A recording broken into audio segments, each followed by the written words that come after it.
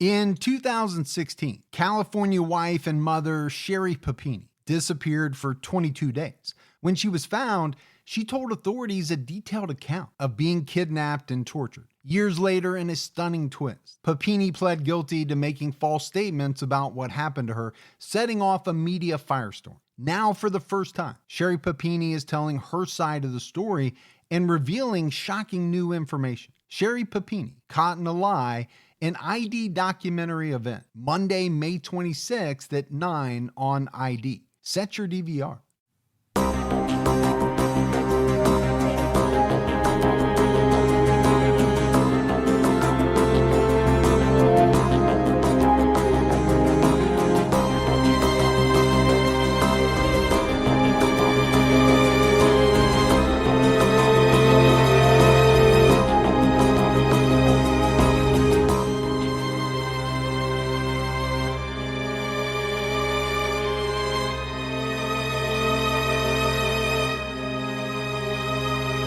Hello, everyone, and welcome to episode 240 of the True Crime All the Time podcast. I'm Mike Ferguson, and with me, as always, is my partner in true crime, Mike Gibson. Gibby, how are you? Hey, I'm doing good, man. How about you? I'm doing great. Cool. My birthday's tomorrow. Well, happy birthday. Thank you. I appreciate it. We were talking on the Patreon video about, when you get to this age, do you really look forward to it being your birthday? You look forward to getting to another birthday, but, other than that, it's kind of another day, I think, for a lot of people. Exactly. It's just another day. But it's still good that you make it to your birthday. Yeah, well, you want to do that. Yeah. That's for sure. So we've got some great new support. Let's give some Patreon shout outs. We had Deanna Pitts jumped out at our highest level. Hey, Deanna. Donna Ford. What's going on, Donna? Nicole Spangler. Hey, Spangler. Sonia. What's going on, Sonia? D. Conley jumped out at our highest level. What's going on, D? Our friend down in Texas, Ida Mae Savage. Hey, you're such a savage. Vicky Jones jumped out at our highest level. What's going on, Vicky? Kimberly White jumped out at our highest level. Hey, Kimberly. Isaac Robb. What up, Rob? Ashley Stewart jumped out at our highest level. Hey, Ashley. We had Jennifer Bowling. Thanks, Jennifer. Kylie Messer. Hey, Kylie. Samantha Hardman jumped out at our highest level. Man, thank you, Samantha. Sherry Jonas. From the famous Jonas family. Yep, the Jonas family. Tracy Deddy. What's going on, Dede? Jessica Anderson. Hey, Jessica. Kim Peckler jumped out at our highest level. What is happening, Kim? Rhonda Resner. Appreciate that, Resner. Aisha Chitu. Well, Chitu to you, too. And Suzanne Antonelli. Hey, Antonelli. So we appreciate all that new support. And then if we go back into the vault, Gibbs. Okay. This week we selected Abigail Cannon. Hey, appreciate that, Abigail. Yeah. So we appreciate the new support, the continued support. We had some great PayPal donations as well. Jill Tevis gave a sizable donation. Wonder if she owns those Tevis drinking things. What they're called? Tevis? I was thinking about the sandals. Back in the day, wasn't that? No, those were Tevas.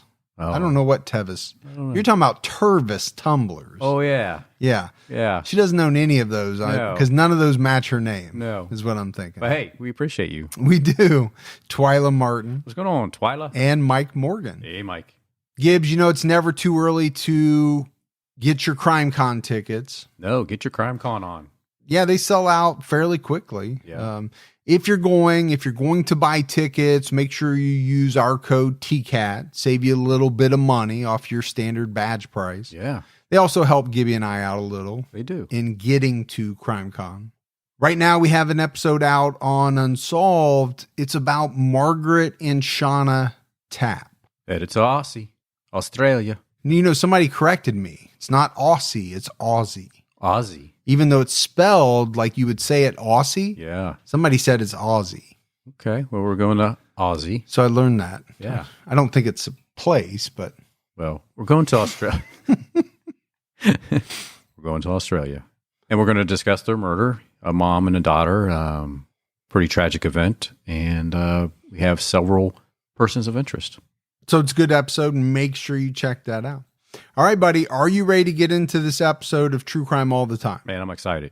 Gibbs, have you ever thought about coming into a large sum of money? Every day. Every day of your life. I think a lot of people do. But have you ever pondered that question, though? Let's say you're walking down the street. You're walking through the woods and you find a bag full of money. Yeah. What do? Look around me.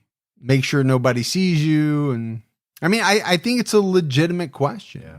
And now there's the answer that you'd like to think you would do. Right. And then there's the answer that you most likely would do. I think those sometimes could be different answers. You know, if you found $1 million in a bag, it'd be pretty hard, I think, for a lot of people not to, just carry that home with you and never tell a soul. Just sling it over your shoulder and keep walking. So let's say you did that. Then the second question is, would you tell anyone? And if you did tell someone, who would it be? Who would you trust with that type of secret? Well, the first rule of that is never tell anybody. If you don't tell anybody, then there's nobody that can tell on you. Well, we talk about that a lot, right? When it comes to crimes and things. And that does sink a lot of criminals because they can't help but brag about what they do. Yeah. Sarah Stern believed that she could trust her friend, Liam McAtasney, but she was wrong. Liam thought that money was more valuable than Sarah's life, and he murdered her when she least expected it. So as we go through this episode, Gibbs, we're going to be talking about a pretty intense investigation involving lies, surprise evidence, and a sting operation that led to Liam's arrest after he basically confessed to what he had done in a secret video recording. Yeah. So I think this is going to be a good one that people are really going to enjoy. According to Sarah Stern's father, Michael Stern, Sarah was a talented artist and what he called a rising star. She lived in Neptune City, New Jersey, pretty small town within Neptune Township, near the beach and close to Belmar, New Jersey. Well, it's one of those towns where everybody knows everybody.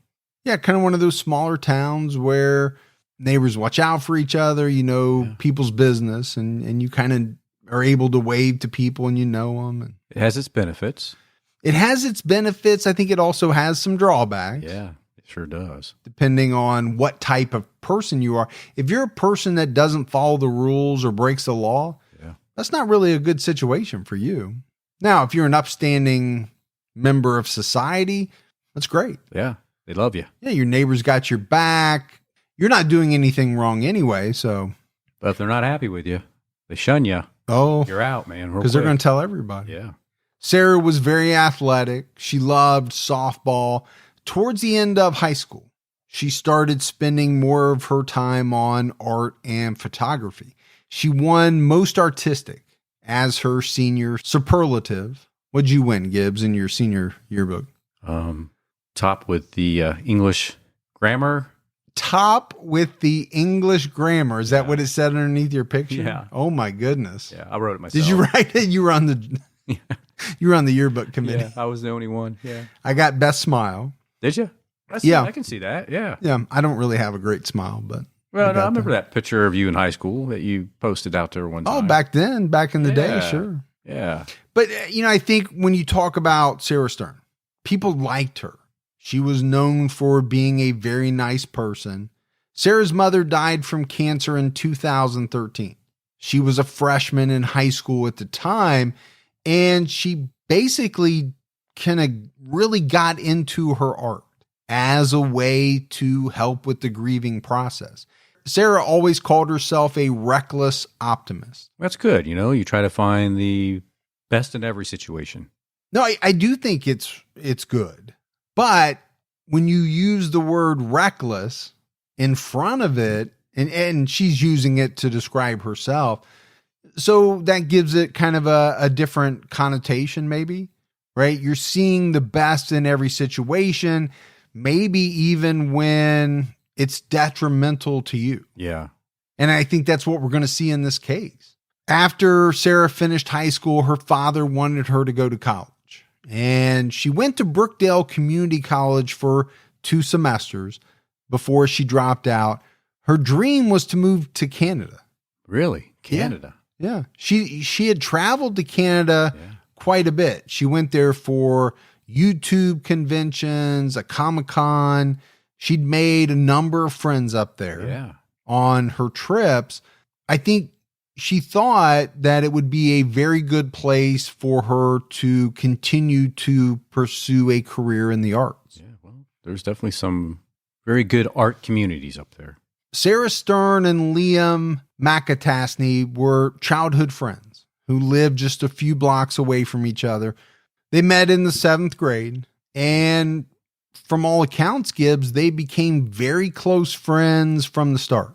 I had friends like that, met in junior high, became really good friends. We walked the railroad tracks now and then. That one summer during that one weekend, we walked the tracks, found that one body. Yeah, it was the basis for Stand By Me.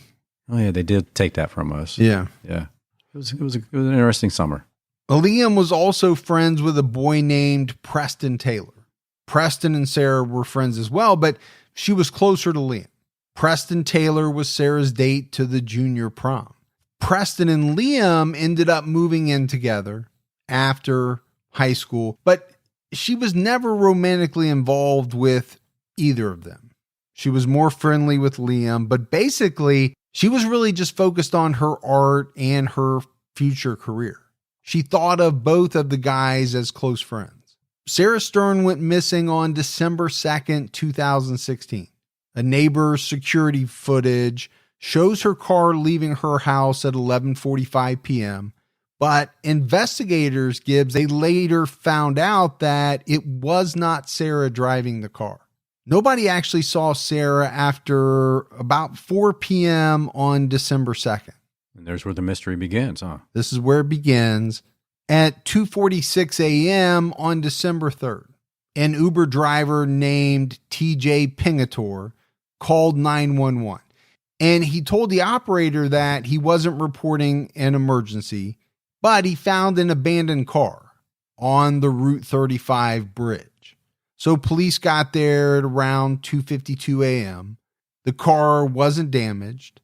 The keys were in the ignition and no one was inside. David Kao, another Uber driver, also saw the car. He saw a young man pop the hood and walk around the front of the car. Now, he just assumed that the car had broken down and this guy was trying to fix it, but he did call the Belmar police and speak to a dispatcher. The dispatcher told him that they weren't looking for a male, they were looking for a female.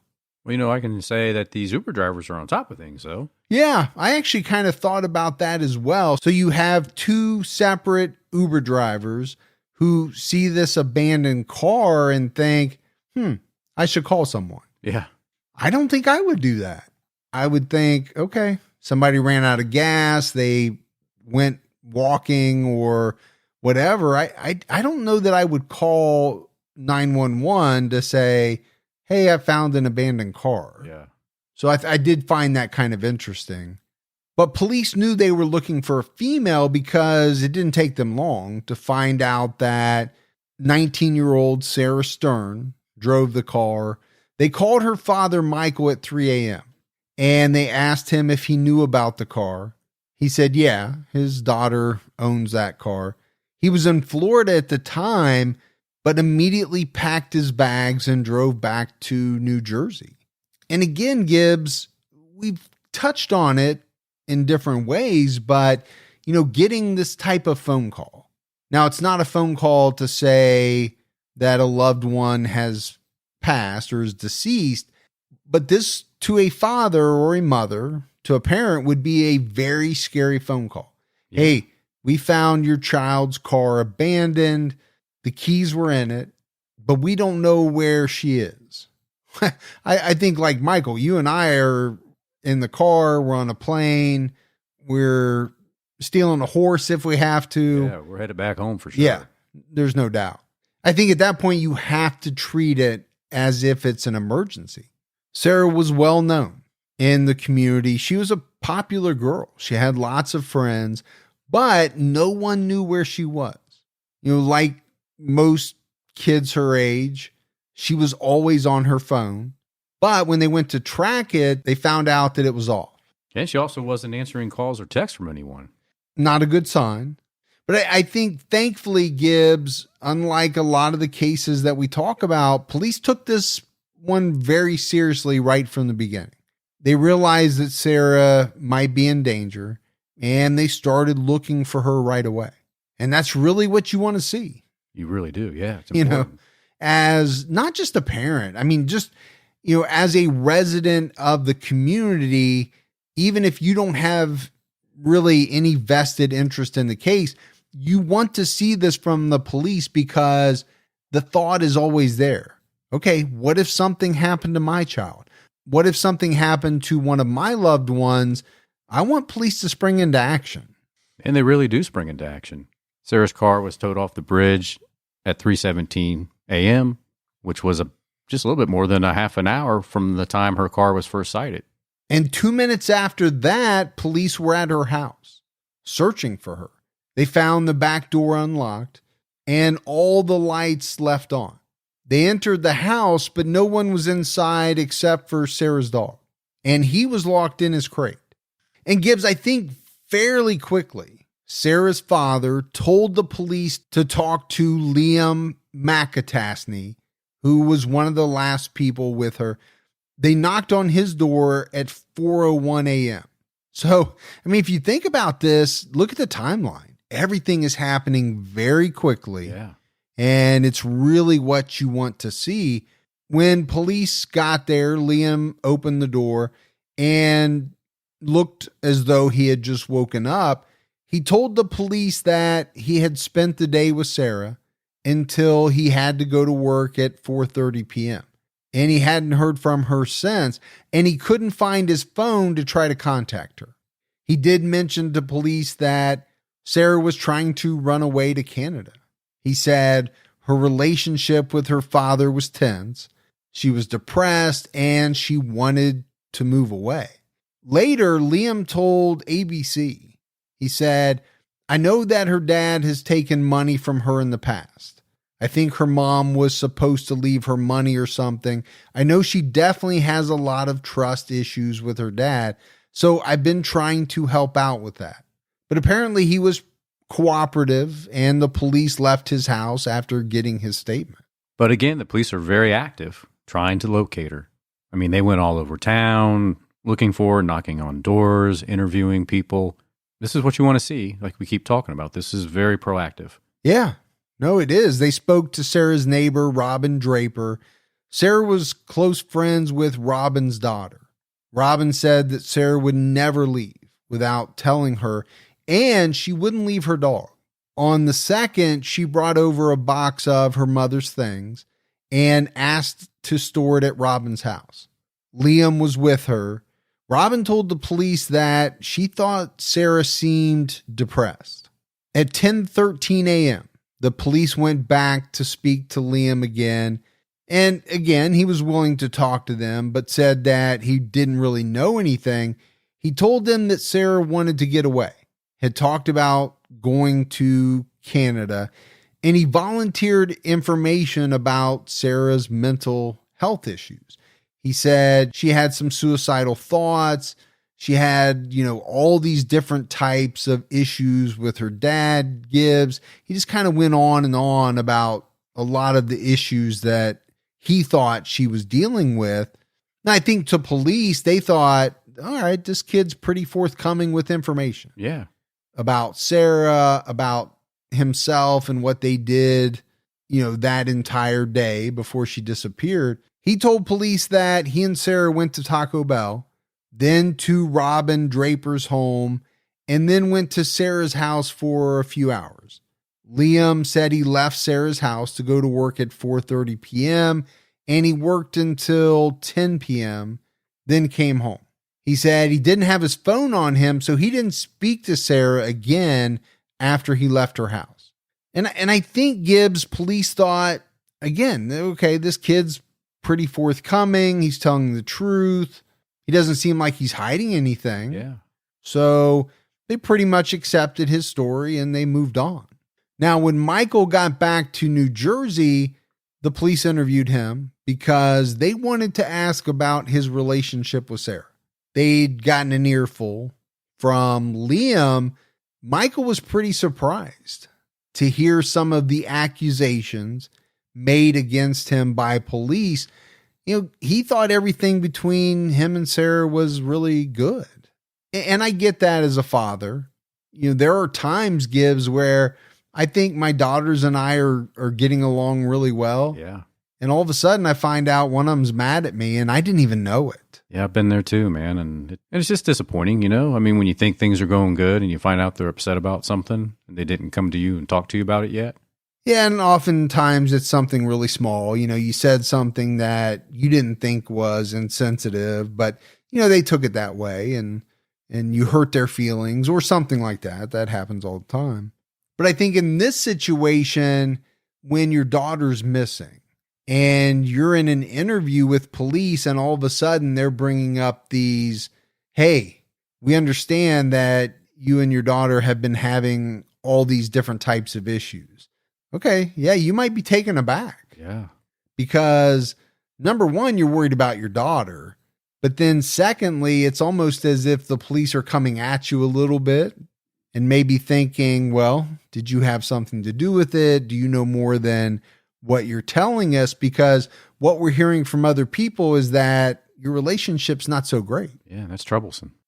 Support for True Crime All the Time comes from Lord Jones, makers of the world's finest CBD products. They've been featured in the New York Times, People, Vogue, Vanity Fair, and more. Hey, there's a reason people are talking about Lord Jones. Not only was Lord Jones one of the first premium CBD brands on the market and in stores, but their longtime commitment to quality has scored them a long list of celebrity fans. But you don't have to be a celebrity to get in on the action. And let's face it, we've all had a long 12 months. If you're looking to wind down from the year that was, Lord Jones CBD products have you covered inside and out. I've been using their products for a while now. My favorite are the CBD gummies. They have an amazing taste, but they have a ton of great products. And the presentation is what really jumped out at me, the packaging. The minute that you open the box that you're in for something extremely special. If you'd like to experience what everyone's talking about, go to lordjones.com/TCAT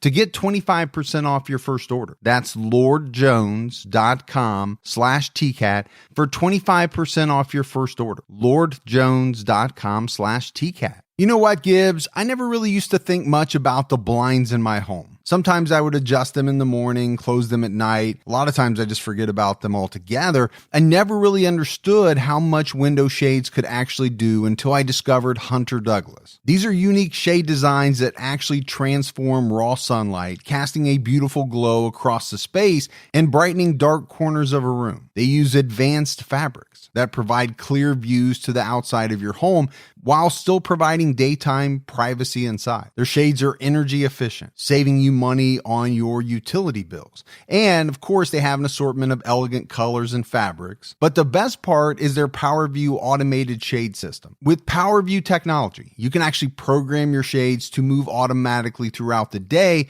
based on what you want, from letting in light as you wake up, adjusting to block the hot midday sun, or raising just in time for that perfect sunset. Hunter Douglas window treatments are a beautiful and smart addition to any home. Visit hunterdouglas.com/TCAT today for your free Style Get Smarter design guide with fresh takes, creative ideas, and smart solutions for dressing your windows. That's hunterdouglas.com/TCAT for your free design guide. So in the meantime, police are searching. The problem is they searched by water, land. They even had some air searches going on, but they found nothing. They didn't find Sarah. They didn't find any of her belongings, and they also didn't find any clues about where she could be. Michael organized a civilian search on December 6th, and Liam and Preston were both involved in the search. What police later learned was an attempt by Liam and Preston to throw the police off. So you have this civilian search, right? Hundreds of people showed up. Liam even spoke to the news about, his concern and how he hoped that they would find Sarah. Now, we already know Liam's guilty. Right. or he would not be the subject of this episode. But I always find this interesting, whether it's Chris Watts or, you can go through all sorts of different cases where people that we later find out are guilty are giving interviews to the media. And it's so interesting to watch them. Right. And how they act. And, now once they're guilty, maybe have a little bias in how you view them. But I'll tell you, when I saw Chris Watts for the first time, I thought, this don't look good to me. Right. Yeah. This is not the grieving husband and father. You were not the only one thinking. No. I think most people, or a lot of people, definitely thought the same way. Michael Stern's neighbor approached him and told him that they had security footage of Sarah. The recording shows Sarah and Liam coming and going into the house throughout the day. The camera also captured Liam leaving the house in the late afternoon, basically corroborating his story about going to work around 4:30 p.m. Sarah's car is seen backing out of the driveway around 11:45 p.m., but it's too dark to identify who was actually driving the car. And this is something else, Gibbs, that, you have today that you didn't have in cases 20, 30, 40 years ago. Oh, man. Video surveillance cameras? I mean, everybody and their brother has a Ring doorbell or some kind of home security camera system that's motion activated now. People have dash cams inside their cars. Not to mention, like we talked about, the number of people that have an iPhone or an Android phone that takes 4K video. I just assume I'm on camera at all times. You should. Yeah. You should. Probably on camera right now. Well, you definitely are. Somehow. If you're in my house, you're on camera. Yeah. Liam came in for another interview with police on the afternoon of December 6th. That was a busy day for him, out there helping, searching, and then doing the interview. It is, and I really can't stress enough the timeline here. I mean, look at all that's happened in really just the span of about 3 days. Now, in this interview, police really noticed how Liam's description of Sarah contradicted her family's. They said she was happy. But Liam said she was depressed and potentially suicidal. But I think this interview went pretty smoothly, as, the other ones had, until the police asked if Liam wanted to know anything about the search or investigation. And it was really the question he asked that made him a suspect in the eyes of police. Gibbs, he asked how far Sarah's body would travel if she jumped off the bridge. He wanted to know if her body would be far out in the ocean. It's a little bit strange to ask the police. Well, and I think detectives thought it was a very strange question. Yeah. I think it set off some alarm bells for them because, to me, it's so specific. It's not a question of, well, where do you think she could be? Where else can we look for her? What have you found out? What clue? There's no questions like that. This question is so specific. It involves her jumping off a bridge and how far out in the ocean her body would be. And this interview turned so quickly that Liam's mother hired an attorney for him. His father also contacted an attorney. So police had to end the interview. But I also think Liam's family was getting nervous because he'd been questioned so many times already. So police couldn't talk to Liam anymore. And because of that, investigators decided to speak to his roommate, Preston Taylor. They interviewed Preston on December 7th. And Preston confirmed everything Liam said. The interviewers asked him what he thought happened to Sarah. And Preston said he believed she jumped off the bridge. When police asked him why he thought that, he said it was because of the stories that he'd heard about Sarah and her dad. So you've got some real conflicting information here. You really do. You have her family saying that, this is a happy girl. She's doing well. She's into her art, her photography.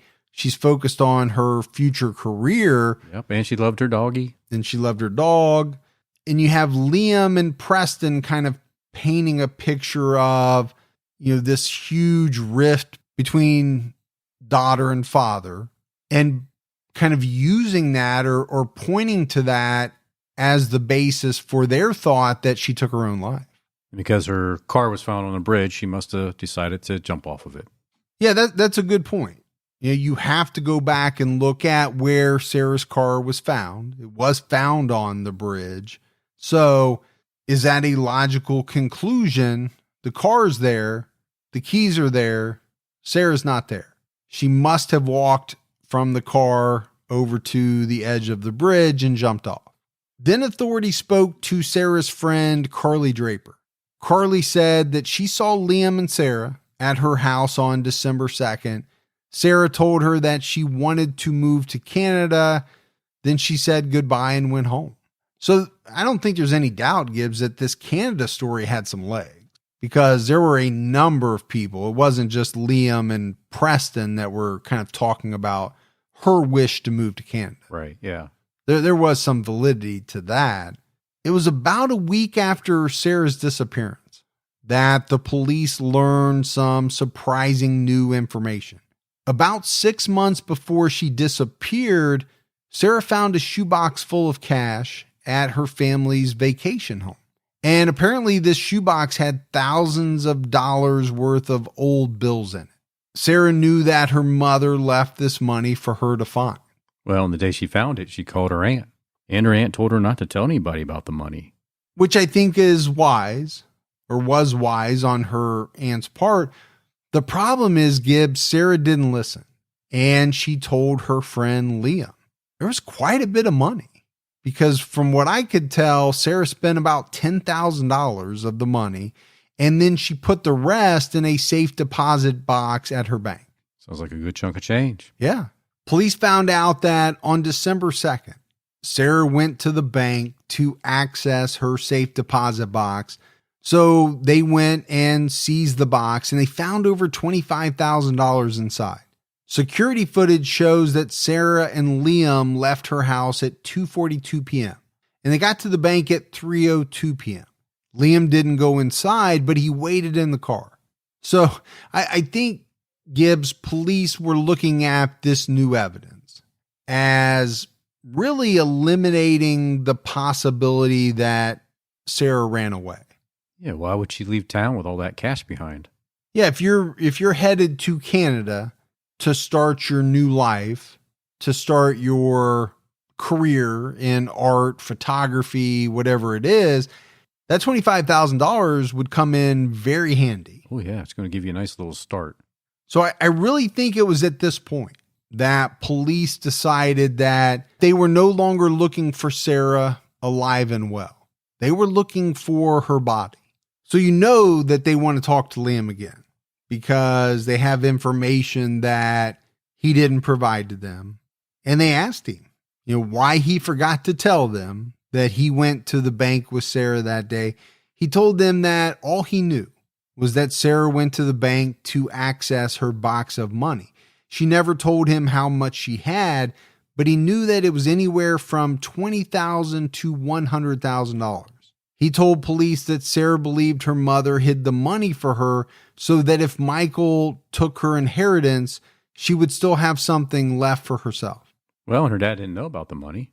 So maybe there was some validity to her mother hiding this away for her and her only. But Liam wasn't giving anything really away to police.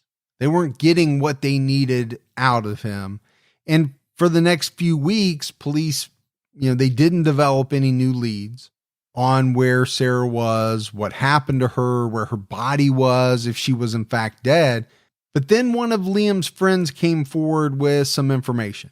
Anthony Curry was Sarah's former classmate and a close friend of Liam.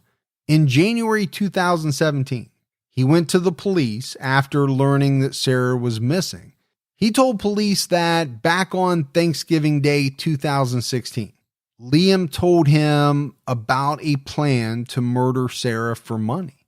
And the way he explained it to police, Gibbs, was that Liam pitched this to him as kind of a bizarre movie idea about Sarah's disappearance. But he was very specific. He said he wanted to strangle her, steal her money, and throw her over a bridge. I think part of the problem was that Liam told stories like this all the time. Which is bizarre. Now, is it strange for one friend to tell a story to another friend? No. In my eyes, is it strange to be very, very specific on how you want to murder and steal from your best friend? Yes. Yes. I think that's very bizarre. But apparently it wasn't to Anthony Curry until he saw Sarah's missing person poster. It was at that point that he felt as though he had to do the right thing and go to the police. You know, and this is something that comes up in a lot of cases, especially when you have school shooters or, you know, things like that. Kids telling other kids that they're about to do something very bad, but the people that they tell the information to kind of blow it off, right? This is a person who talks a lot of smack or, you know, says a lot of things, but do they really mean it? And then all of a sudden you have a horrible tragedy. You know, and I think back to myself as a kid. Would I go and tell an adult every time one of my friends said something that seemed off the wall, bizarre, crazy? No. No, you'd be going all the time. Yeah. Now, I think in today's world, though, it's different. And if you have an individual, a kid who mentions shooting up a school or wanting to hurt classmates, it's a different world. Yeah, I think you're obligated to come forward right away on those. But it's tough as a kid. Yeah. Because, okay, this is your friend and you're going to what? Go tell your parents who are going to tell their parents, or you're going to the police. It's tough. It's not an easy situation to be in. But kids like to make up stories, man. And they do. That's part of the problem. It's attention, right? Seeking attention. Right. So let's say 99.9% of the time, it's just blowing off steam. But it's that 0.1% where somebody is really intent on doing something, you know, very bad. Yeah. In January 2017, Liam started Snapchat messaging Anthony every day. Gibbs, I don't know a single thing about Snapchat. I know you do. You're a big Snapchatter. Am I? I know a lot of kids use it. I really have no idea what it is. But basically what he said to Anthony was that he needed to meet with him about something urgent. Anthony was scared that Liam would try to hurt him or hurt his family, but he was willing to help the police. Anthony worked with them in basically a sting operation to secretly record Liam. So what he did was he arranged a meeting with Liam on January 31st, 2017, and the police bugged his car with audio and camera equipment. In the video, Liam admitted to murdering Sarah and throwing her body off the bridge. He said that he enlisted the help of his roommate, Preston Taylor. And some of the quotes from the video, they really show how little Liam cared about Sarah, cared about her life. Yeah, very cold. Now, the full video has never been released to the public because it's extremely graphic and disturbing. But, you know, I think that part is not in doubt. I mean, this was a kid who just didn't care about this girl who supposedly was one of his best friends. Yeah. Now, when Liam first entered the car, he patted Anthony down. A little suspicious. Yeah, to see if he was mic'd. And once he did that, he was willing to basically tell him everything. He probably didn't think that the whole, car would be bugged. Yeah. He thought, if anything, Anthony would have a mic on his person. According to Liam, he and Sarah counted the money together at her house. She tried to walk out the front door, but he grabbed her and choked her from behind. He said he held her off the ground until she lost consciousness, but she wasn't dead. It took 30 minutes for Sarah to die. And Liam said, I pretty much hung her. Like I picked her up and had her dangling off the ground. She pissed herself and said my name, and that was it. Sarah was laying there having a seizure for a couple of minutes.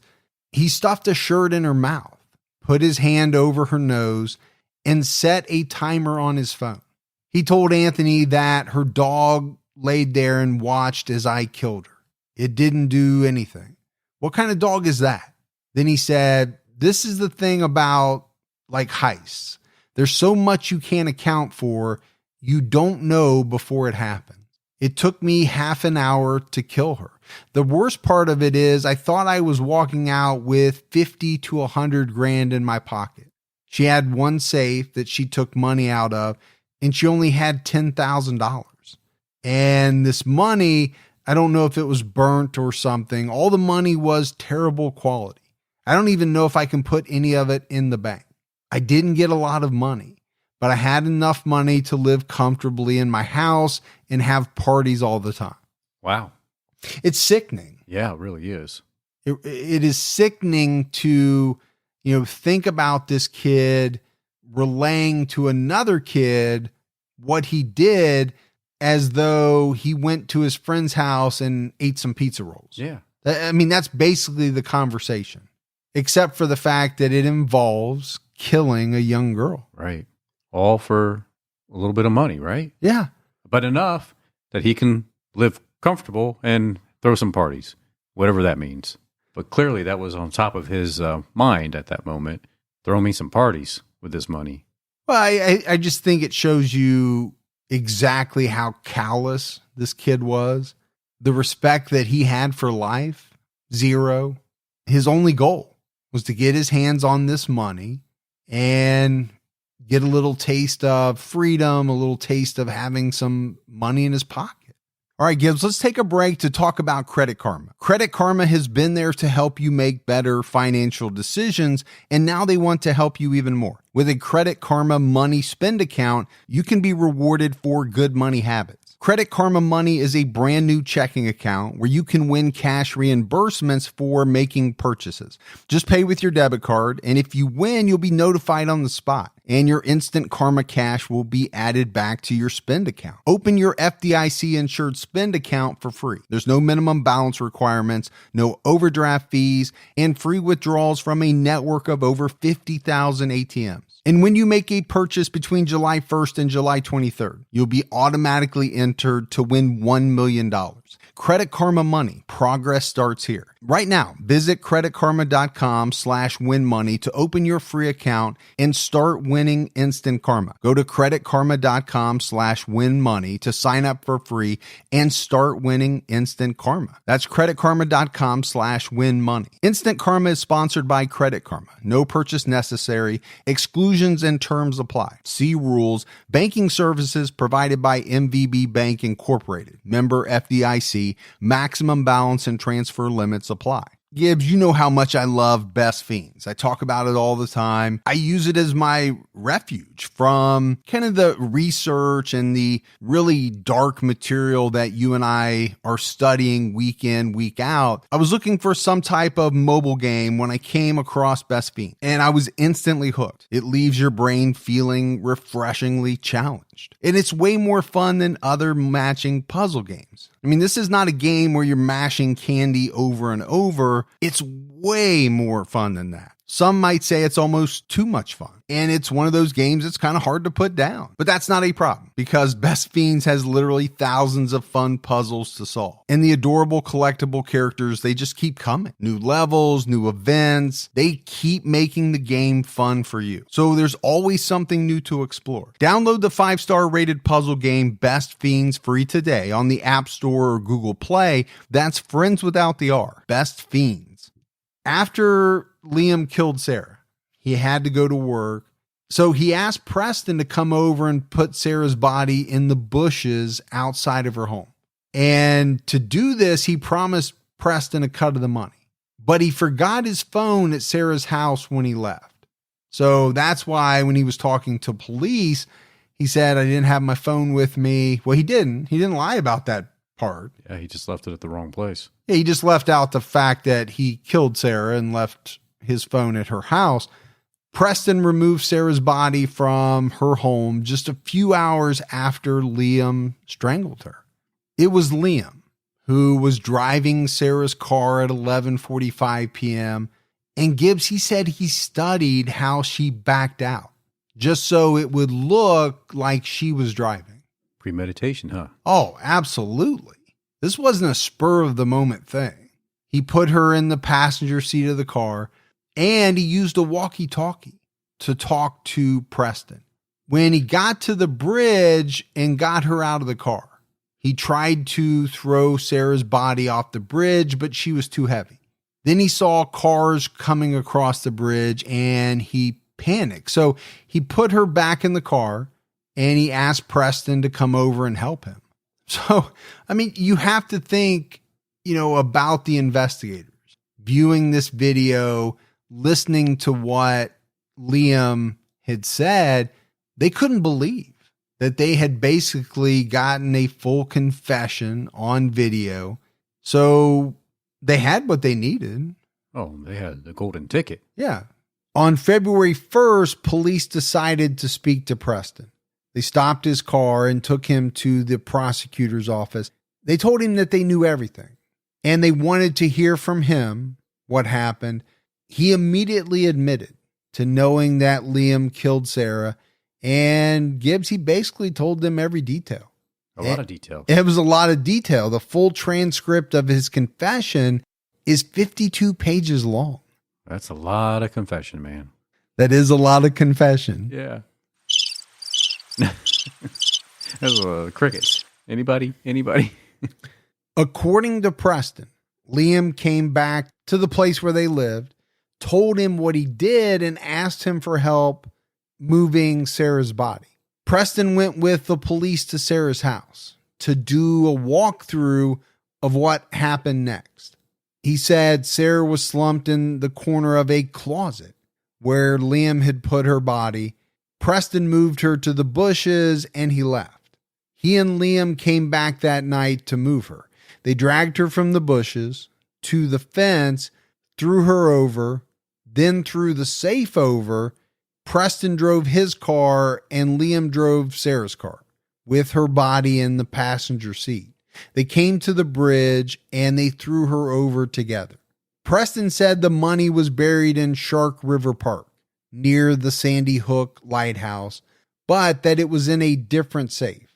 Liam didn't do a good job burying it, and police found it partially sticking out of the ground. And basically, after finding the safe, the police arrested Liam and they seized his car. In his car, they found the key to the safe and they charged him with murder. Seems like they got some really good evidence here. Well, I think so.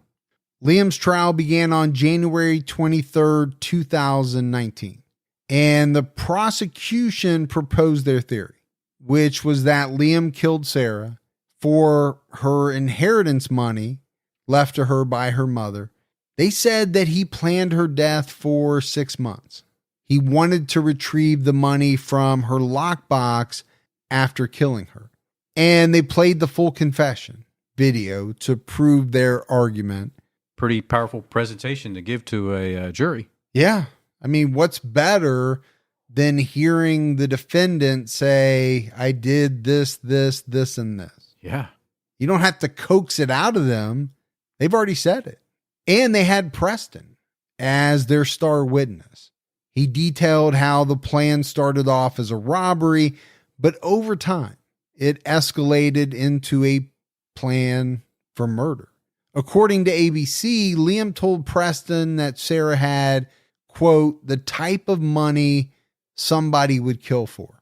If they robbed Sarah, they could get $50,000 to $100,000.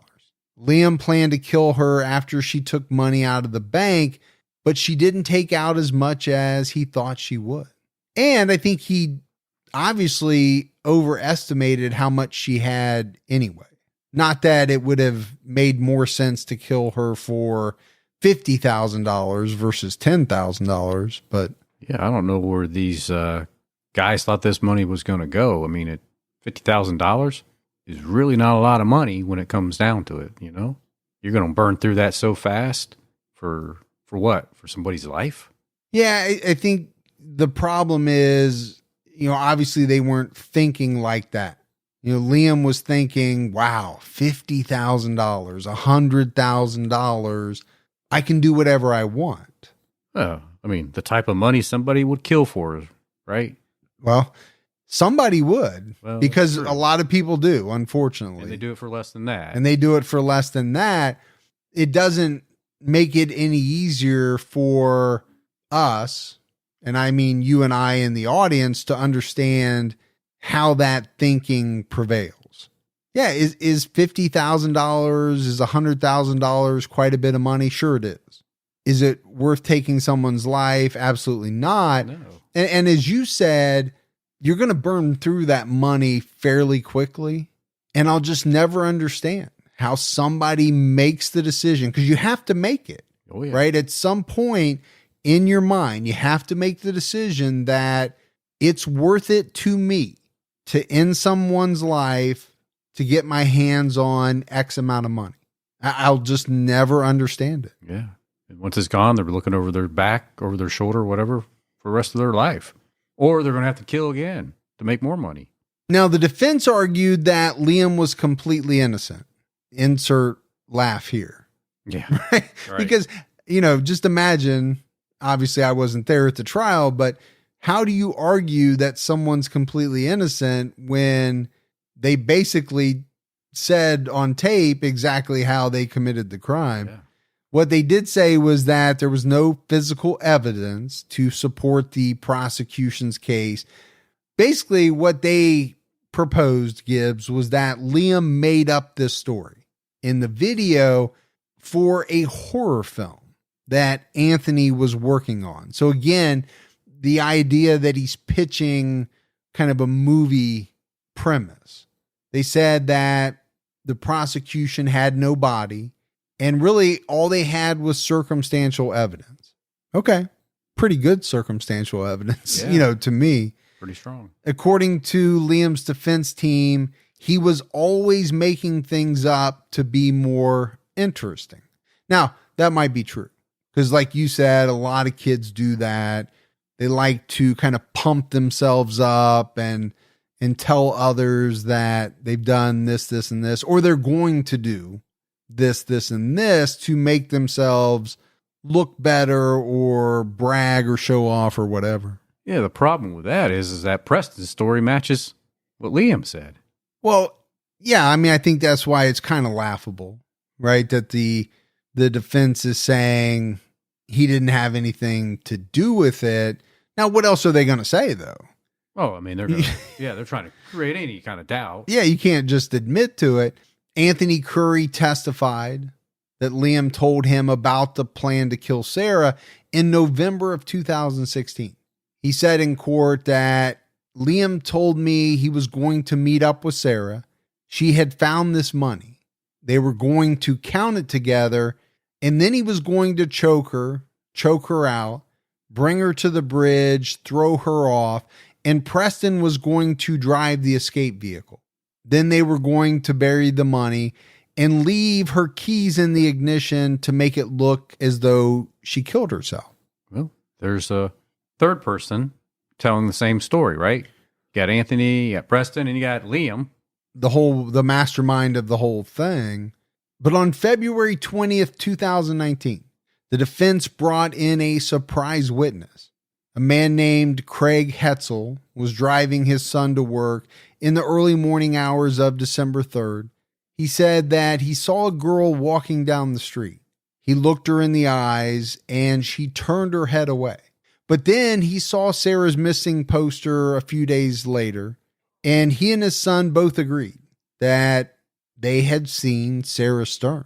So this is kind of interesting, right? Because the third would be after the prosecution is saying that Liam killed her.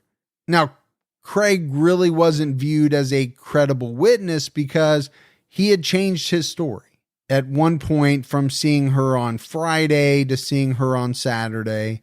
He also said that he saw Sarah's car at 5 a.m., but her car had been towed a little bit after 3 a.m. 3:17 a.m. 3:17 exactly. So obviously it wasn't possible for him to see her car on the bridge. And I think the jury basically rejected his testimony because of the inconsistencies. On February 26, 2019, the jury found Liam guilty on all 7 charges: murder, felony murder, robbery, conspiracy to commit robbery, desecration of human remains, tampering with evidence, and hindering his own apprehension. Man, that's a book of charges there. It is. And I like it. I had never heard of hindering your own apprehension. Doesn't everybody try to hinder their own apprehension? You don't want to get caught. Right. So they're going to charge you with that. Hey, I'm all for it. Sure. But, Yeah. you know, in court, Gibbs, the judge said to Liam that he made a big mistake. He didn't consider that Preston would give up so easily. Preston pleaded guilty in early 2019 to first-degree robbery, second-degree conspiracy to commit robbery, and second-degree disturbing and desecrating human remains. In June of that year, he was sentenced to 18 years in prison. Got off kind of light. Yeah, I think you can make that argument. I think one could also make the argument that he didn't kill Sarah, No, he didn't. but he was definitely involved in the planning of it. Right. He knew it was going to happen. He knew it was going to happen. Didn't do anything to stop it. Exactly. So, yeah, I think a lot of people could make the argument one way or the other, right? Up or down where his sentence should be. On June 21st, 2019, Liam was sentenced to life in prison without the possibility of parole. He also received an extra 10 years for desecration of human remains to run consecutively. So I'm not sure how that works. You're already in prison for life with no parole. Right. Just an extra 10 years, just in case. Yeah. Well, once you die, you got to do another 10 years. Yeah. Again, I like it. I'm fine with it. I never understand it. And again, maybe it has something to do with appeals, and if something would get overturned, or maybe there would be, some kind of legal wrangling, maybe then it would kick in. So I get it from that standpoint. Some type of strategy behind it. Michael Stern read a victim impact statement in court. He said, "I was devastated and numb from shock the day I learned from detectives Sarah was murdered. I've had horrific dreams and nightmares. The horrid act of what happened to her body haunts me every day. I will never be able to hug Sarah again." And I think that's sad. It's always sad to me, and very emotional, very powerful. Many of these victim impact statements. Yeah. Because they're grieving, and you really, a lot of times you get that raw emotion that comes out as they're talking to this person who took the life of their loved ones. And I think another tough thing in this case, Gibbs, is that as it stands right now, Sarah's body still has not been found. Yeah. So they don't get that closure, right? Yeah. So you don't have remains to bury. You can have a ceremony, and you can have a marker, a headstone. You can do all that, but there's nothing in there. Nope. And then there has to be something very tough about that. I think, Gibbs, as we wrap this case up, you can look at Sarah's murder as an unfortunate example of how sometimes you can't trust the people who you thought were your best friends. And also from a money standpoint, right? How money motivates people to do terrible things. We know it does. Oh, we sure do. It has, as far as you can really go back in history, right? Yeah. Whether it was money or a caveman who wanted something, so he bonked another caveman over the head. Yeah. Greed, man. Greed, money, all of it motivates people to do horrible things. Sarah was murdered by someone that she thought was her best friend.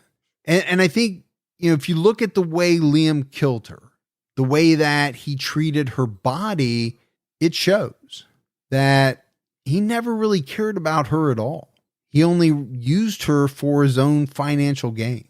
How could you do that to someone who you really cared for? I just don't get it. How could you do it to anyone, but especially someone that you've known for such a long time, considered one of your best friends? Okay, now all of a sudden they got a little bit of money and you're going to kill them? Just like that. Just like that? You make the decision and you plan it over, months and months and months? I mean, to be best friends with somebody since, 7th grade? Yeah. Both of them. Preston as well, right? And yeah, they were all good friends. Yeah, just to discount her as a human being like that? Well, and so you bring Preston into it, and I think that's a good point. So Liam makes the decision that he's going to do this. But at some point, Preston made the decision that he was going to go along with it. Yeah. And, how do you do that? How do you, in your mind, say, yeah, I'm okay with this. Liam's going to cut me in for a piece of the money, so I'll do whatever he wants me to do. Yeah, it's going to be worth that piece of pie that I'm going to get from this. No, it's not going to be worth it. It's just hard. It's hard to understand how people can make these decisions and then live with them as though, it didn't mean anything. Yeah. Because I don't think it did to Liam. I don't think he had a bunch of sleepless nights because he murdered one of his best friends. I don't think he did. I don't think he cared about her. I hope he's getting a lot of sleepless nights now, keeping one eye open, worried about not rolling over. I'm sure he is. But that's it for our episode on Liam McAtasney. Again, hard name to say. It's why I didn't say it a bunch during the episode. That's why I stayed away from it too. Yeah, pretty tough. Yeah. We got some voicemails, Gibbs. You want to check those out? Let's hear them. Hi, Mike and Gibby. This is Leah, and I just wanted to leave a voicemail. I just finished listening to your guys' episode on Ronnie Hendrick, and I just wanted to say I appreciate how considerate and thoughtful you guys are about domestic violence and abusive relationships. I've been listening to your podcast for about a year now, and I just appreciate that you guys are so thoughtful on so many different topics like mental health and LGBTQ, and I think you guys do a great job. That episode, the Ronnie Hendricks episode, just really, it touched me because I have been in an emotionally abusive relationship. And so hearing you guys be so thoughtful and considerate and understanding of abusive relationships, it really means a lot to me. And I think it's great that you guys continue to educate yourself on topics like that. It made me tear up a little because it's so great that you guys are so considerate. But yeah, that's all I wanted to say. So thank you. Keep your own time ticking. Bye. Wow, Gibbs. I mean, that makes me tear up a little bit. Yeah, it does. Hearing something like that, it means a lot to you and I because we have worked hard to try to absorb information, to educate ourselves on some topics that we didn't really know much about. Yeah, it's true. Now, we don't know everything, and it doesn't mean that we're not going to make mistakes, because we are, and we do all the time. Always learning. The one thing that you and I have always strived to do is to try to do the right thing. And I think as long as we do that and we keep learning, that's really all we can do. Yeah. But we definitely appreciate the kind words. We really do. Hey, my name's April, and I just finished listening to the Betty Black Widow podcast. I'm trying to catch up. I've been a listener for about 6 months. But you were talking about how they said that it's almost impossible to shoot yourself twice when you're trying to commit suicide. Well, my grandfather did do that a couple years ago. He shot himself under his chin, and it went out the top of his nose. And then a little while later, he picked up the gun again, and he put it to his temple and shot himself a second time. So it is possible to do it twice, although I think it'd be very difficult. So I was just going to put that in there. And I enjoy your podcast. Love listening to you. And keep your own time ticking. Well, I hate to hear that. Of course, yeah. Obviously that he did that. But, I think it would be hard to even do what he did. Now, so what I was thinking about was I could see how someone could shoot themselves in a place that Well, it's going to hurt, but it's not going to incapacitate you. Right. And I don't remember the episode exactly and exactly what we said, but I mean, there are obviously certain places where you would shoot yourself where you might not die, but you're not going to be able to pick that gun up again. You're going to be, incapacitated. Yeah. I'm surprised by what she was describing, that he was actually able to pick it up again, because that sounds like it would have been a really nasty wound. It did sound really nasty. Yeah. Hey guys, this is Cheyenne from Tennessee. I was just calling because I just got done listening to the Gertrude Banachevsky case. I just want to say I absolutely love the episodes that you guys do. Obviously, I'm way behind. Just started it, but I listen to it every day, no matter where I'm going, no matter what I'm doing, all the time in the house. My kids are probably just aggravated with it at this point. My husband too, I'm sure, but he loves you guys too. He thinks you're absolutely hilarious. And I just wanted to say that I absolutely love listening to you guys. You guys keep me grounded when I feel like life is just too much sometimes. It's getting too hard. I'll turn you guys on, and it's just like it all kind of melts away. I realize that life is a lot worse out there for a lot more people, and I shouldn't feel so bad. And you guys help a lot with that. So I hope you guys are having a great day, and I hope to get in touch with you guys soon. All right, keep your own time ticking. That's a great attitude to have. It is. And it's very true. I tell my daughters this all the time because they think they got a big test coming up, or they didn't do well on a test, and they really kind of view it in a scope that is much larger than what it really is. Yeah. Okay, I get it. You're disappointed, but it's not as bad as what you think. Right. It's one grade. You'll do better next time, and it'll all even out. But when you're in that mind frame, that B- or whatever it turns out to be is so big. Yeah. You and I have talked before about kids breaking up with each other thinking, oh, I'm never going to love again. And, you're 16, 17, 18 years old. You don't know any better yet. You will. Go to bed, wake up, the sun will rise. And it's a new day. Yeah. And so I do get what she's saying. A lot of times we get so caught up in the stress and thinking, whew, it's been a rough week at work. My boss is on me. But, you hear some of these stories, and you hear what some of these other people have gone through. And it is kind of a way to look at it, to say, hey, I don't have it so bad. Definitely awakening some days. Yeah. But we appreciate it very much.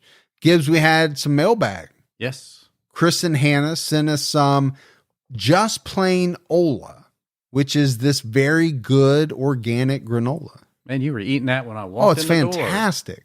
It's unbelievable. And I don't usually go in for the organic stuff. Yeah. But this is amazing. Scott Coolman sent us some cool police patches from South Australia. I'm sewing them on my jacket right now. I know you are. You'll get arrested for impersonating a police officer at some point. It's going to be fun. Tammy Gibson sent us a huge box for our birthdays. Had so much stuff in it. A number of funny books, playing cards from a number of different countries, a Harley chip, a Harley challenge coin.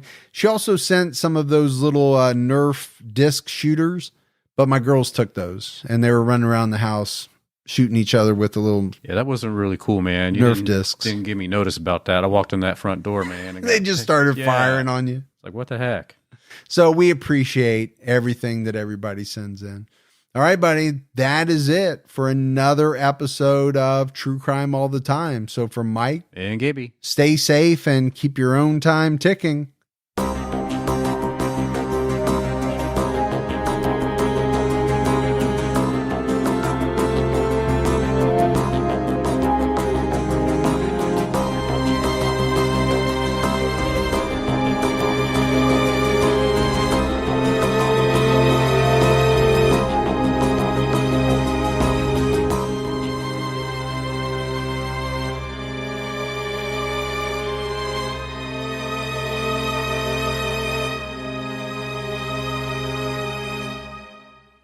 At the turn of the 20th century, rapid industrialization, urbanization, and political corruption were ravaging America. But soon, President Theodore Roosevelt and a diverse group of reformers known as progressives would fight back. Hi, I'm Lindsey Graham, the host of Wondery's podcast, American History Tellers. We take you to the events, times, and people that shaped America and Americans, our values, our struggles, and our dreams. In our latest series, we explore the Progressive Era, which came to be defined by Teddy Roosevelt and others who believed in a strong, active government that worked on behalf of all Americans rather than the privileged few. As the United States entered the 20th century, these progressives hoped to steer the nation in a bold new direction, to launch an era of reform to restore power to the people. Follow American History Tellers on the Wondery app or wherever you get your podcasts. Experience all episodes ad-free and be the first to binge the newest season only on Wondery Plus. Join Wondery Plus in the Wondery app, Apple Podcasts, or Spotify. Start your free trial today.